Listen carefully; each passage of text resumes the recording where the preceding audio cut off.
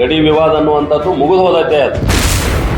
ಅದನ್ನು ಜೀವಂತ ಇಡ್ಲಿಕ್ಕೆ ಕೆಲವು ರಾಜಕೀಯ ಹಿತಾಸಕ್ತಿಗಳು ಪ್ರಯತ್ನ ಮಾಡ್ತಾ ಇದ್ದು ಅವ್ರು ಅದರೊಳಗೆ ಫೇಲ್ ಆಗಿದ್ದಾರೆ. नमस्कार, जय शिवराय, जय महाराष्ट्र. आत्ताच बातमी बघितली. राज्यसभा सदस्य इराणना कडाडी यांनी काहीतरी वक्तव्य केलेलं आहे. पत्रकार परिषदेमध्ये बेळगावचा सीमाप्रश्न संपलेला आहे आणि हे काही साध्य नाही असं काहीतरी बालिश वक्तव्य करून परत एकदा आपल्या अकलेचे तारे त्यांनी तोडलेले आहेत. तर कडाडी तात्या, एक गोष्ट लक्षात घ्या, बेळगावचा मराठी माणूस इतका स्वाभिमानी आहे की अजून जरी 70 वर्ष गेली तरी ह्या चळवळीसाठी प्राणपणानं लढण्यासाठी आमची तयारी आहे. आणि तुम्ही उगाच अशी काहीतरी बालिश वक्तव्य करून आपल्या अकलेचे तारे तोडत राहू नका. मागच्या दरवाजानं राज्यसभेत निवडून गेलाय. जनतेतून बसून एकदा निवडणूक लढवून बघा. किती जनता तुमच्या पाठीशी थांबते हे तुम्हाला त्या ठिकाणी कळेल. आणि विकासाच्या गोष्टी तुम्ही मारत होता पत्रकार परिषदेमध्ये. बेळगावचा खऱ्या अर्थाने विकास मी प्रत्येक वेळी सांगतो, हा महानगरपालिका समितीच्या हातात होती आणि महाराष्ट्र एकीकरण समितीने बेळगावचा खऱ्या अर्थाने विकास केलेला आहे. आतापर्यंत तुमच्या खासदारांनी बेळगावसाठी असे किती मोठे विकासाचे प्रकल्प आणलेले आहेत हे एकदा तुम्ही दाखवून द्यावं. आत्ताच्या निवडून आलेले खासदार तर असलेले प्रकल्प त्या ठिकाणी हुबळी धारवाडला पळवत आहेत. त्याच्याबद्दल कधीतरी तोंड उघडून बोला.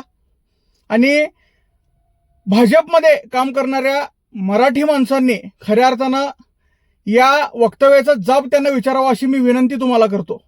तुम्ही जिथं आहात तिथं काम करा, पण जिथं आहात तिथं मराठी म्हणून थोडा तरी स्वाभिमान बाळगा, एवढंच तुम्हाला माझं सांगणं आहे. कडाडी तात्यांना परत एकदा सांगतो, उगाच काहीतरी बालिश वक्तव्य करू नका. आतापर्यंत या चळवळीसाठी शेकडो लोकांनी जीव दिलेला आहे. ही अशीच चळवळ आतापर्यंत चाललेली नाही आहे. मी स्वतः माझं उदाहरण घ्या. 1.25 लाख मतदान मला खिशातला 1 रुपया न खर्च करता झालेला आहे.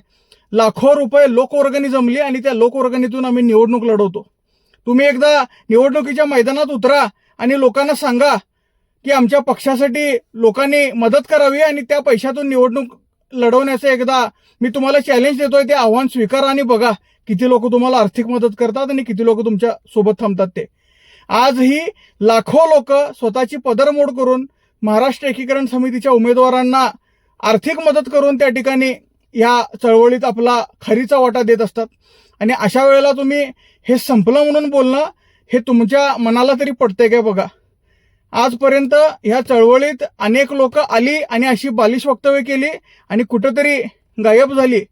हा इतिहास आहे. या शेकडो हुतात्म्यांचा तळतळात कधीच वाया जात नाही एवढी लक्षात ठेवा. आणि ह्याच्यानंतर तुमचे दिवस मोजायला तुम्ही स्वतः सुरू करा. तुमचं राजकीय अस्तित्वावर तुम्ही स्वतः या ठिकाणी आज घाव घातलेला आहे. कारण या चळवळीसाठी जीव दिलेले जे हुतात्मे आहेत ते अशा लोकांना वेळोवेळी त्यांनी त्यांची जागा दाखवलेली आहे.